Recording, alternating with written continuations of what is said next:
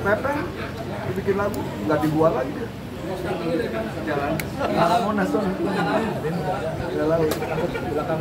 Oh. Dah. Bentar. Tunggu dong. 5 menit ya teman-teman ya. Nggak bisa. Dikit amat. 5 menit dikit amat 5 menit. Nawar lah Bang Aca, dikit 7 menit lah. Aman nih gitu nih. Makan gue bisa terbang. Emang HP gue bisa. Man.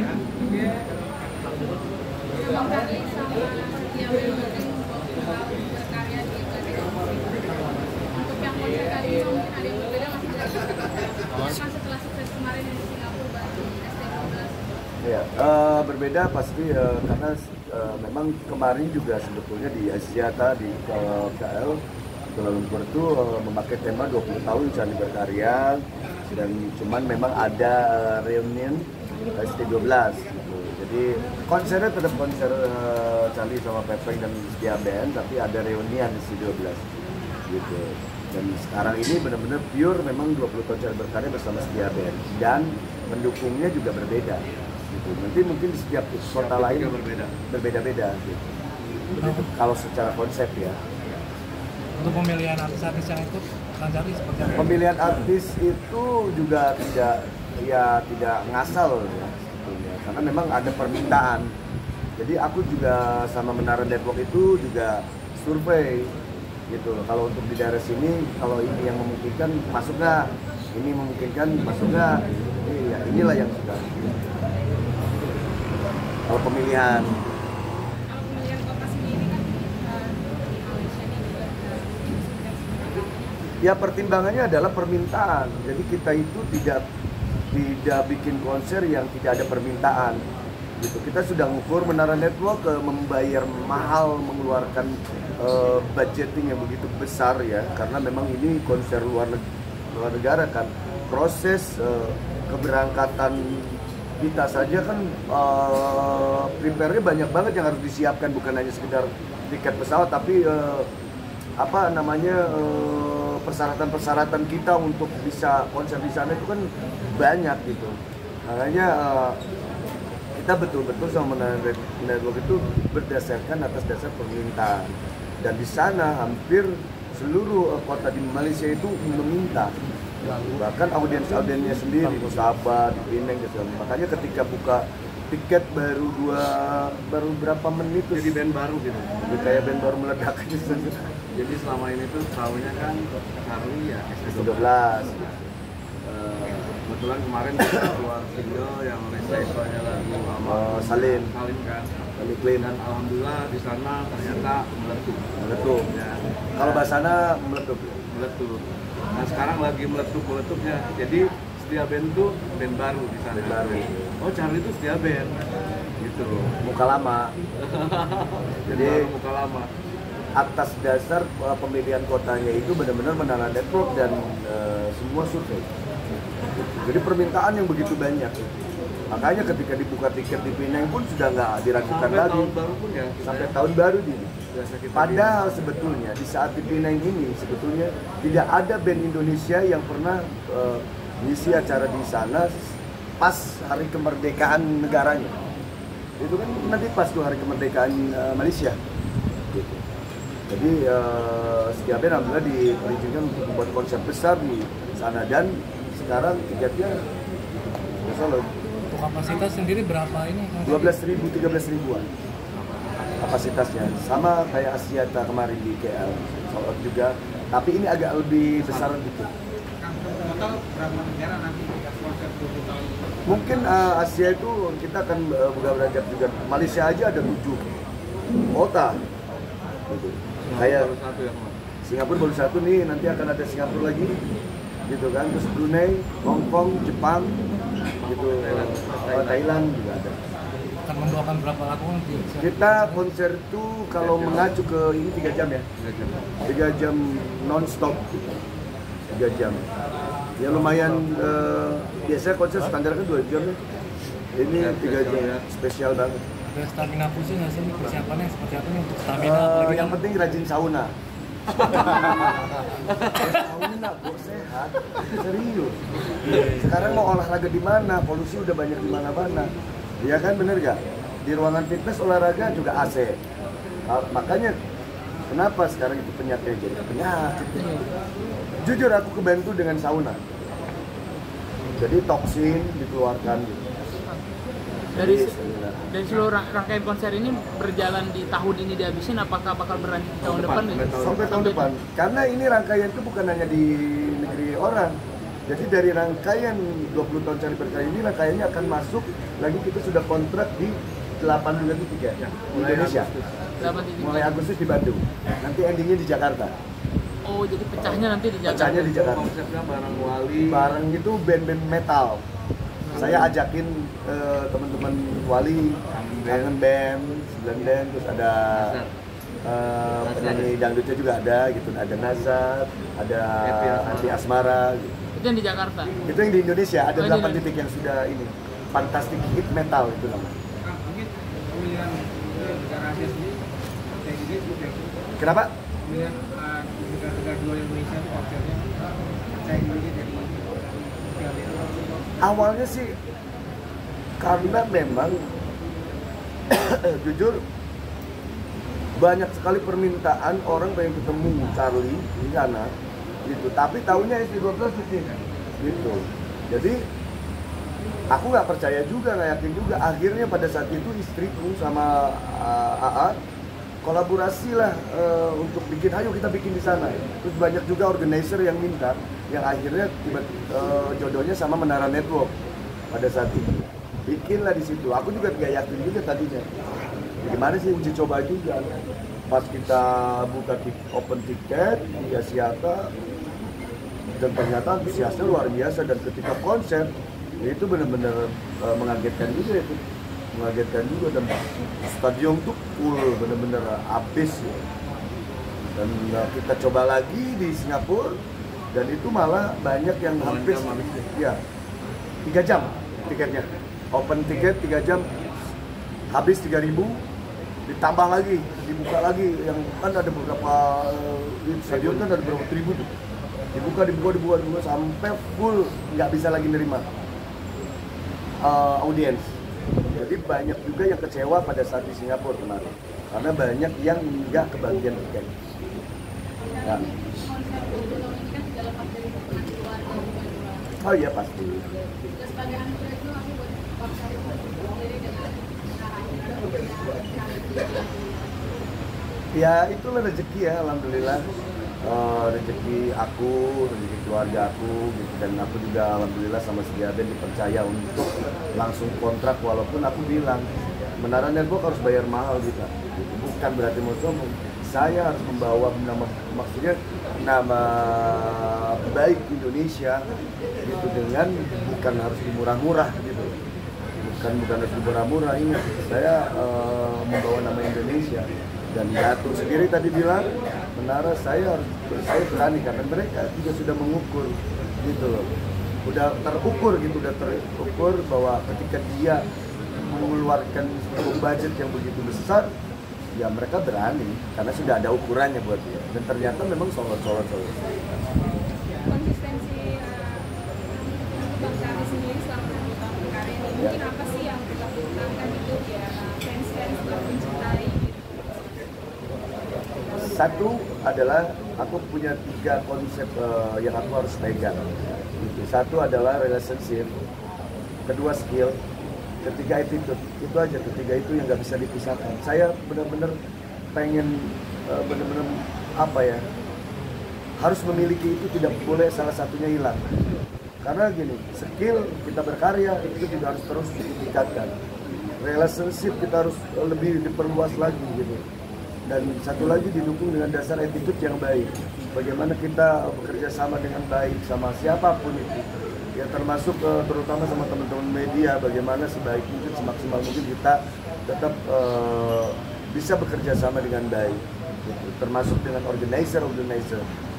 Dan sampai Setia Band dipercaya hampir ratusan titik sama perusahaan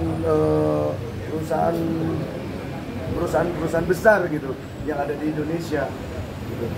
Jadi alhamdulillah memang tidak gampang, tapi ya patokannya itu tadi, berkarya, relationship dibangun dengan baik, dan didasari dengan attitude juga dengan baik. Mungkin selama 2 tahun berkarya nih, kalau karyanya sampai terunda nih, kayaknya Mas Denny berubah nih. Aku sih nggak tahu ya. Intinya gini, aku sendiri juga tidak merasa tua. Karena merasa itu kalau anak pemimpin walaupun kita udah kelihatan mungkin lah ya, dikit-dikit udah kelihatan gitu kan. Tapi kalau jiwa tuh bener-bener kayak kemarin-kemarin aja sama.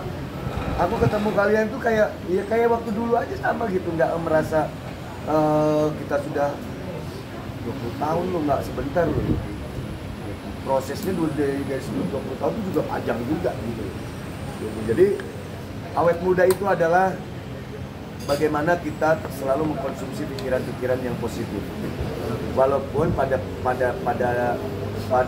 realitasnya bahwa hidup itu tetap ada positif negatif, tapi bagaimana negatif itu menjadi suatu grounded cahaya buat kita, tetap bisa tersenyum dan tetap bisa bahagia. Itu aja sih sebetulnya, dan alhamdulillah ya rajin sauna juga gitu kan. Panas air dingin. Panas air dingin penting bro. Serius. Ini juga mau ikutan jadi kubu sauna ini sekarang. Dan iya. Jadi itu intinya itu.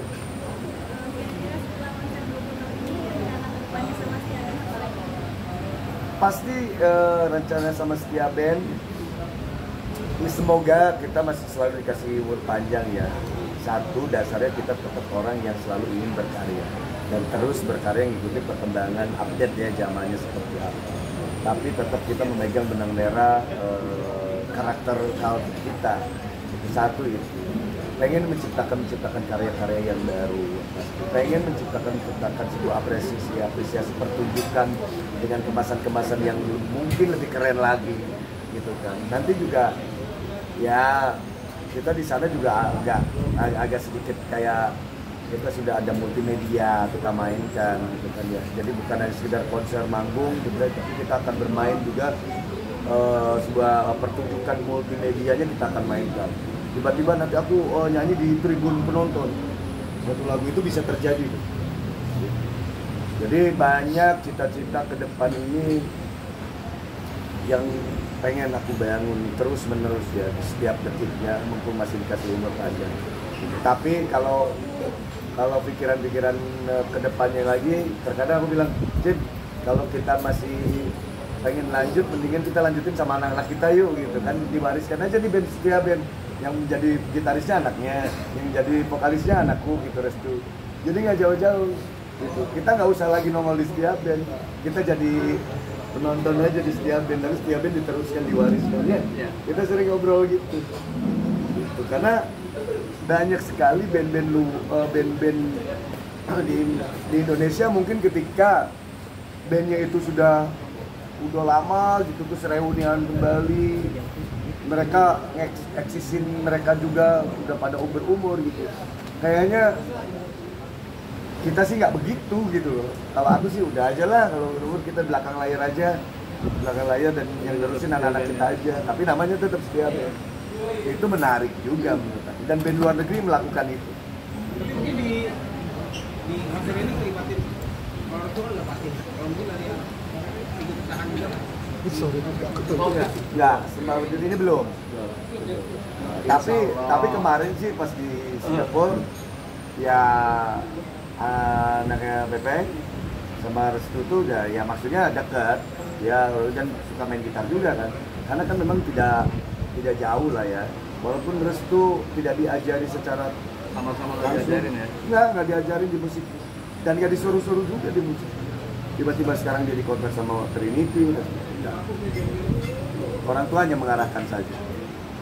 Bang Cari ini kan 20 tahun berkarya, mulai permintaan ke luar negeri makin banyak nih. Ya. Itu kan ada satu hal yang mungkin menjadi rahasia umum kalau Bang Cari itu masih nggak sih trauma naik pesawat, apalagi sekarang Nah. penerbangan luar negeri. Itu sudah menjadi rahasia umum bahwa Charlie takut hampir 60 titik kota yang ada di seluruh Indonesia. jujur boleh dicek datanya di toko sebelah, ada tuh datanya kota mana aja yang Charlie tolak semua di yang pokoknya perjalanan pesawat aku tolak semua. Hampir kemarin job yang masuk itu permintaan ada 60 titik. Sampai mereka organizer tuh minta bagaimana Charlie mau ke sana. Baru sekarang. Nah, baru sekarang saya bismillah karena saya juga nggak boleh juga hanya memikirkan diri saya sendiri. Karena di sini juga ada Pepeng, ada yang lain, ada teman-teman manajemen yang juga butuh eksistensi yang berjalan kan gitu. Jadi ya sudah, aku berusaha terapi untuk berani, dan pertama kali aku berani naik pesawat lagi ya itu kemarin konser di Kuala Lumpur di Asia Tech. Yang bikin akhirnya berani apa sih? Ya kesadaran saya jangan egoisme gitu. Egois boleh, tapi egoisme kan nggak boleh gitu. Karena kalau udah egoisme hanya memikirkan tok pribadi gitu. Sedangkan yang lain juga kan butuh berjalan. Kesadaran itu yang mencoba aku. Bahkan aku sampai minta tolong ya ke Pepeng juga. Pahami aku. Gitu. Tapi kan nggak bisa gitu terus juga, aku harus dipahami terus. Aku juga harus memahami mereka. Itulah yang aku coba perjuangkan. Walaupun masih darat ya Jawa ya. Ya kalau Jawa darat. Aku sampai sekarang kalau misalnya Surabaya, Bali, itu terus kalau Palembang itu masih pakai darat. Jalanan darat. Kang Charlie share sedikit dong tadi yang rahasia Kang Charlie bikin lagu sampai semester kan. Allah, Boleh dikit nggak mungkin? Gue nih. Iya nih, dikit Gini, ya. Iya. Bikin lagu, bikin sebuah karya itu aku anggap bahwa itu sebuah ilham dan itu karya yang memang sudah dibuatkan sama Tuhan. Dan ketika menangkap sinyal-sinyal ketuhanan itu, aku kan harus benar-benar juga tidak dengan kondisi yang sembarangan loh, kan gitu. Harus dalam kondisi yang benar-benar hikmat, gitu kan. Makanya mencarinya bisa jadi aku bikin lagu ini di hutan ini. Gitu. Aku semedi dulu selama 3 hari, aku bikin syair, dan itu aku lakukan. Bagaimana lagu saat terakhir, Pepe juga tahu. Aku benar-benar meditasi di tengah hutan 3 hari sendiri. Dan setiap tengah malam tuh aku kungkum.